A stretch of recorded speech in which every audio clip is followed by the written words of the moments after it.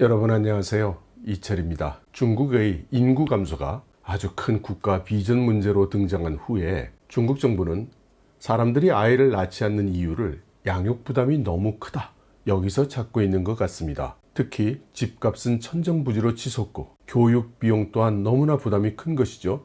그래서 이 두 가지가 가장 큰 목전의 문제로 대두된 것 같습니다. 여기에 대해서 시진핑 주석이 어느 한 초등학교를 방문한 자리에서 학부모들에게 교육비 부담을 줄여주겠다, 이렇게 약속한 바가 있었죠. 그런데 이 시 주석의 말이 나오고 나서 아마 2주쯤 지나서였던 것 같습니다. 학부모들의 교육 부담을 줄이기 위한 소위 두 가지 줄이기 정책, 수앙젠이라는 것이 나왔습니다. 그리고 나서 가장 먼저 나왔던 것이 소위 쉐취방, 그러니까 좋은 학교가 있는 단지, 여기에 대한 정책이 나왔고, 또 사교육 비용이 너무나 부담이 크기 때문에 사교육을 억제하는 그런 정책이 나왔죠. 저 개인적으로는 이때까지만 해도 나올 법한 정책이 나왔군, 이렇게 생각을 했었습니다. 그런데 이 교육 관련 정책이 여기서 멈추질 않고 계속해서 물밀듯이 나오고 있습니다. 이미 중국의 사교육 기관들은 강력한 철퇴를 맞아서 거의 혼비백산된 상태죠. 그리고 지난번에도 말씀드렸습니다만 미국 증시에 상장된 중국의 사교육 관련 기업들의 주가는 추풍낙엽이 돼서 떨어졌죠.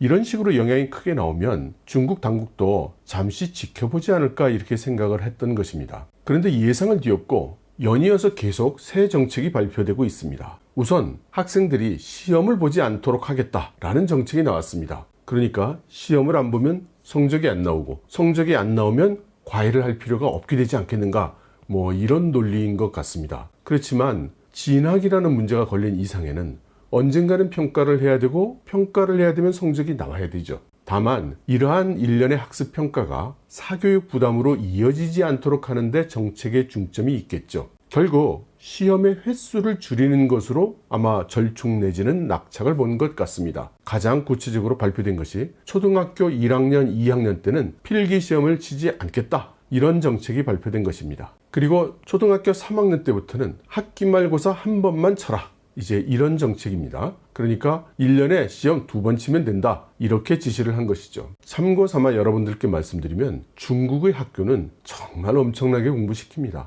우리나라 옛날 고교 평준화 이전에 그때 상황과 비슷합니다. 그리고 중국의 가구 절대 다수가 한 자녀 아닙니까? 그러다 보니 아이들도 죽을 맛입니다. 집에 오면 부모님, 할아버지, 할머니, 외할아버지, 외할머니까지 아이 하나당 6사람이 붙어 앉아가지고 공부해라 하니까 말이죠. 그래서 그런지 아이들의 자살률이 매우 높다고 알려져 있습니다. 공식 통계로는 물론 안 나오지만 중국의 SNS에는 심심찮게 자살하는 아이들의 영상이 올라오곤 합니다. 고등학교의 경우에는 중간고사를 칠 수 있도록 했습니다. 아무래도 대학 입시를 준비해야 되는 것이 현실이기 때문이겠죠. 그렇지만 시험 결과를 공개하지 못하게 했고 석차도 공개하지 못하게 했습니다. 특히 학부모들한테 위챗 같은 그런 그룹 메시지로 성적을 일괄 통보하던 그런 관행을 하지 못하게 했습니다. 아무래도 성적이 이런 식으로 공개가 되면 체면을 중시하는 중국 사람들의 문화에서 아이들에게 더 큰 압력이 돼서 돌아가기가 쉽기 때문일 것입니다. 그리고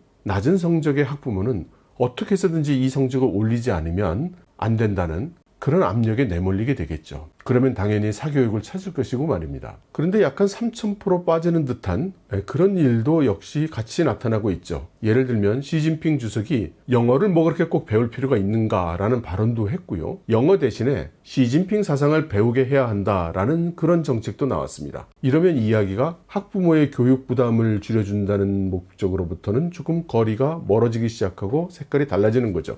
영어를 필수적인 과목으로 삼지 않겠다는 것은 심각한 영어 과외의 폐단을 없애겠다는 이야기로도 들렸지만, 시진핑 사상을 공부하겠다는 말과 이어서 생각하면 이거 혹시 미국이 적국이 될 수도 있으니까 그래서 미국의 언어를 금지하고 중국 자국의 이데올로기인 시진핑 사상으로 대체하겠다는 말이 아니냐, 결국 사상교육을 시키겠다는 말이 아니냐, 이제 이런 해석도 가능한 것이죠. 그래서 중화권에서는 제2의 문화대혁명이 시작됐다, 이제 이런 이야기들이 나오기 시작했습니다. 현실적으로는 갑자기 어느 날 영어 과목을 전국적으로 없애는 일은 불가능합니다. 그리고 무엇보다도 선진 과학기술을 습득하고 발전시켜야 하는 중국의 현실에서 영어를 학습 과목에서 뺀다는 것이 가능하겠습니까? 결과적으로 중국의 학교에는 영어 과목이 남아 있습니다. 하지만 사교육 시장에서의 영어 학습은 철퇴를 맞았죠. 가장 큰 사건이 된 것이 월스트리트 잉글리쉬입니다. 얼핏 들으면 우리나라 신문사들이 이런저런 관련 수익 사업을 하듯이 월스트리트 저널 같은 데서 만든 영어 학원처럼 들리지만 전혀 아닙니다. 중국에서 만든 영어 학원입니다. 그런데 이 월스트리트 잉글리쉬가 굉장히 고급 영어를 가리키고 유학을 가려면 필수적으로 들어야 된다, 이런 소문이 퍼져가지고 많은 중국의 젊은이들이 유학을 가기 위해서 또는 외국 기업에 취직을 하기 위해서 이 월스트리트 잉글리쉬에 수강을 했습니다. 그리고 이 학원은 큰 돈을 벌었죠. 이 월스트리트 잉글리쉬가 갑자기 도산을 발표했습니다. 정황으로 볼 때는 고의 도산일 가능성이 높아 보입니다. 8월에 갑자기 회사가 이달 말에 도산할 거야 라는 통보를 각 지역 지사에게 보낸 것입니다. 그리고서는 12일에 우리 도산이에요 라고 이렇게 공포를 했죠. 이 시점에서 이미 직원들의 급여는 3개월이 밀린 상태고, 더 중요한 것은 수강비를 낸 학생들이 너무 많은데 피해가 커질 것 같다는 겁니다. 월스트리트 잉글리시는 중국 11개 도시에 39개 학습센터를 두고 있는데 각 학생들이 낸 수강료가 적은 경우에 10,000위안, 그리고 많은 경우에는 80만 위안까지 이미 납부를 한 상태라고 합니다. 엄청난 돈이죠. 그런데 학생들은 이 돈을 돌려받을 수 없을 것으로 보이죠. 이 학원 수강료가 이렇게 비싸다 보니까 학생들의 상당수가 융자를 내서 학원비를 냈다고 합니다. 그런데 학원이 도산을 해서 수강이 불가능하더라도 금융기관에서 빌린 이 학원비를 학생들은 갚아야 되는 거죠. 그러지 않아도 지금 팬데믹이다 뭐다 해서 대학을 졸업해도 취직을 못해서 택배 기사를 하고 공장 생산 라인에 가서 일을 하고 있는 이 상황에서 턱없이 큰 돈을 이제 생으로 갚아야 하게 된 것이죠. 사실 여부는 확인되지 않지만 소문으로는 시진핑 주석이 요즘 공동부유라는 것을 이야기하고 있지 않습니까? 그래서 텐센트나 핑또또 같은 기업의 오너들이 거액의 돈을 기부를 했죠. 그런데 이 월스트리트 잉글리쉬의 오너도 수억 위안의 돈을 냈다는 그런 말이 있는 겁니다. 만일 사실이라면 그야말로 악덕기업가라고 하겠죠. 사교육기관들, 그러니까 학원들도 생존을 위해서 이제 교육 과목을 입시 과목이 아닌 체육, 예술, 직업훈련 이런 걸로 전환을 하고 있다고 합니다. 생존을 위해서 말이죠. 그러면서도 정부 정책이 또 바뀌어서 이것도 못하게 되는 거 아니야? 이렇게 전전긍긍하고 있다고 합니다. 중국 당국의 정책은 여기서 멈추지 않고 더 한 발 나간 적극적인 정책이 나왔습니다. 교사들의 순환보직을 강제로 실시하게 한 것입니다. 고학년 선생을 저학년으로, 저학년 선생을 고학년으로 이렇게 순환 배치를 하게 했고, 더 나아가서 학교 간 순환 근무도 이제 시킬 모양입니다. 이것은 명백하게 일종의 평준화 효과를 노리는 것입니다. 더 좋은 학교, 더 좋은 학원, 더 좋은 선생을 찾아다니는, 이제 이런 일을 없애려는 거죠. 이러한 정책의 목적은 물론 돈 있고 힘 있는 사람들의 자녀들은 좋은 자원이 집중돼서 좋은 학교를 갈 수 있게 되고, 돈 없고 힘 없는 사람들은 자기 아이들을 제대로 교육시키지 못하는 부모가 되는 그런 비애를 느끼지 않아도 되도록 그렇게 하려는 의도라고 하겠습니다. 이뿐인가? 또 새 정책이 있습니다. 이제 학교 등하교 시간도 새 규정이 나왔습니다. 이제는 아이들을 일찍 오게 하고 과외나 자습을 시켜가면서 밤늦게 보내는 일도 금지됐습니다. 그러면서도 부모의 부담을 덜어주기 위해서 방과 후 돌봄은 진작에 의무화했습니다. 부모가 퇴근해서 데리러 올 때까지 아이들을 선생님이 학교에서 돌보아 주라, 이런 것이죠. 그리고 방학 때도 해야 된다고 했습니다. 그리고 고학년의 경우 방과 후 활동은 학생이 원하는 경우만 시켜야 되고 원칙적으로 퇴근 시간 이후에는 할 수 없다고 했습니다. 당국의 정책은 이 정도에서 끝나지 않고 또 수업 시간 중에는 규정된 진도보다 먼저 나가는 그런 일이 없도록 또 지시를 했습니다. 그리고 일부 선생들이 수업 시간에는 안 가르치고 과외를 해서 과외에서만 가르치는 그런 일들이 있는데 그 일들을 엄격 금지시켰습니다. 그리고 모든 시험 문제는 수업 시간 중에 가르친 내용 중에서만 내야 된다, 이제 이렇게 지시를 했고요. 이것들은 언젠가 한국에서 들어본 듯한 그런 정책이죠.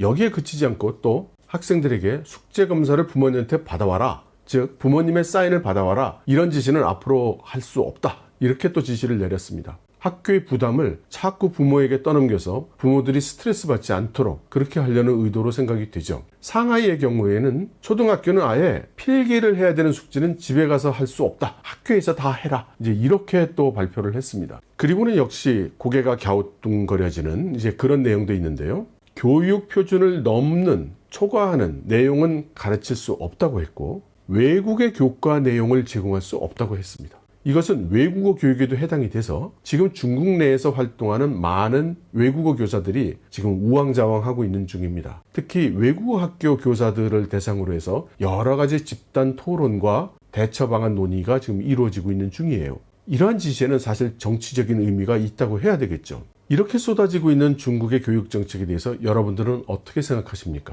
저는 거의 교육 정책의 종합 선물 세트가 지금 제공되고 있다, 이런 느낌입니다. 그렇기 때문에 오늘의 제목을 진격의 중국 교육 정책이라고 붙여본 거고요. 이런 진격의 정책 추진이 교육 분야에 국한된 것일까요? 아니면 이제 집값을 잡기 위한 부동산 정책도 이런 식으로 쏟아져 나올까요? 어제 중국 정부는 모든 사람들이 의탁할 집이 있도록 최선을 다하겠다는 정책 의지를 발표했습니다. 이러한 정책 발표는 100% 확실하게 숫자와 시간을 약속한 것은 아니지만 이번 공식 발표는 하루 전에 예고가 됐고 또 여러 SNS를 통해서 또 홍보가 됐습니다. 그리고 담당 장관이 직접 나와서 발표를 했죠. 이것은 중국 상황에서는 돌이킬 수 없는 정책 발표를 한 것입니다. 루비콘 강을 건넌 거죠. 그래서 저는 이제 조금 있으면 주택 정책에 대해서도 연이은 진격의 부동산 대책이 나오겠구나, 이렇게 예상하고 있습니다. 이러한 정책 기조의 변화를 예상할 수 있는 그런 작은 신호들이 없었던 것은 아닙니다. 얼마 전 중국 SNS에 가명을 사용한 사람이 시진핑 주석의 정책 방향을 찬양하는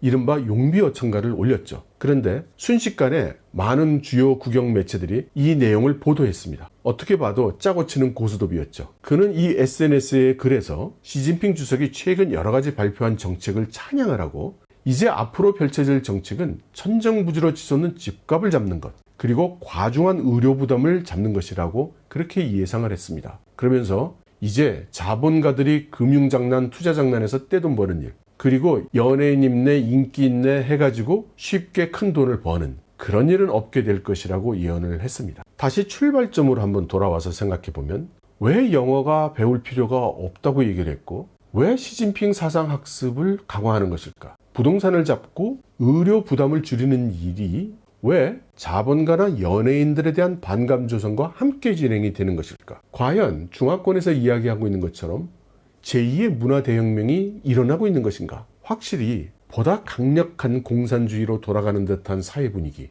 요즘 이것을 중국 여기저기서 느낄 수 있습니다. 그러나 원거, 이 문화 대혁명은 중국 인민 절대다수가 단어만 들어도 경기를 일으키는 그런 단어입니다. 이러한 절대 정서를 거슬려 가면서까지 과거 공산주의 회귀적인 정책이 왜 나오는 것일까? 저는 어쩌면 그만큼 지금 중국 기충 민족의 불만이 한계점에 가깝게 왔다, 혹시 이런 것이 아닐까? 그리고 그것을 지금 중국의 지도부가 인식해서가 아닐까? 그런 생각을 해봅니다. 중국의 한 유튜버는 금년부터 중국은 공식적으로 인구 감소 상황에 진입할 것 같다고 예상을 했습니다. 저는 이미 작년부터 인구 감소에 들어갔을 것이다, 이렇게 이야기를 드렸죠. 작년부터 감소를 했든 금년부터 감소를 하든 1년이라는 시간 차이가 중요할 것 같지는 않습니다. 중국은 그야말로 여러 면에서 중대한 전환기에 있다고 생각이 됩니다. 아마 근자에 들어서서 펼쳐지고 있는 여러 가지 중국의 상황들은 이제 몇 년 후면 역사책에 기록되는 그런 중요한 일일 것으로 저는 생각합니다. 만일 그렇다면 우리는 지금 현재